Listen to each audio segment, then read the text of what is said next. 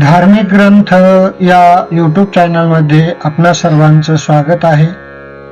आजच्या व्हिडिओमध्ये आपण ज्ञानेश्वरी ग्रंथ चौथा अध्याय आणि या अध्यायातील पहिल्या 5 ओव्यांचं पठण आपण करणार आहोत।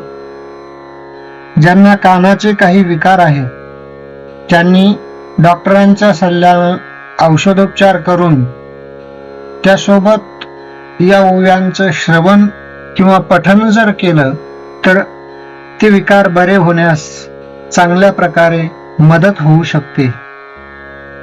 आजे श्रवणेंद्रिया पिकले, जे येणे गीता निधान देखिले, आता स्वप्नची हे तुकले, साचा सरिसे, आधीची विवेकाची गोठी, वै प्रतिपादे श्रीकृष्ण जगजेठी, आणि भक्तराजू किरीटी परिसत असे, जैसा पंचमाला सुगंधू की परिमळू आणि सुस्वादू, तैसा भला जहाला विनोदू कथेचा ये, कैसी आगळी दैवाची, जे गंगा जोडली अमृताची, हो का जपतपे श्रोतयांची फळा आली, आता इंद्रिय जात आघवे,